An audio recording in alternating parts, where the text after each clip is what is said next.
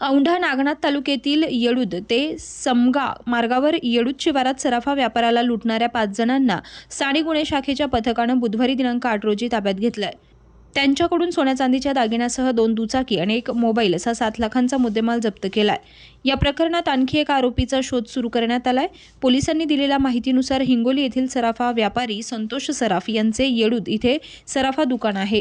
दिनांक 25 डिसेंबर रोजी संतोष त्यांच्या पत्नीसह दुचाकी वाहनावर हिंगोली इथे येत असताना दुचाकीवर आलेल्या तिघांनी त्यांचे दुचाकी वाहन अडवून संतोष यांना मारहाण केली आणि त्यांच्या जवळील सोन्या चांदीचे दागिने पळवले होते। या प्रकरणी औंढा नागनाथ पोलीस ठाण्यात गुन्हा दाखल झाला होता। या प्रकरणाच्या तपासासाठी पोलीस अधीक्षक श्रीकृष्ण कोकाटे, अप्पर पोलीस अधीक्षक अर्चना पाटील, गुन्हे शाखेचे निरीक्षक कुंदनकुमार वाघमारे यांच्या मार्गदर्शनाखाली गुन्हे शाखेचे सहाय्यक पोलीस निरीक्षक शिवसांब घेवारे, जमादार गजानन पोकळे, नितीन गोरे, साईनाथ कंठे, आकाश टापरे, नरेंद्र साळवे, हरिभाऊ गुंजकर, आजम प्यारेवाले, दत्तात्रय नागरे, महिला पोलीस कर्मचारी प्रणिता मोरे यांच्या पथकानं आरोपींची माहिती घेण्यास सुरुवात केली।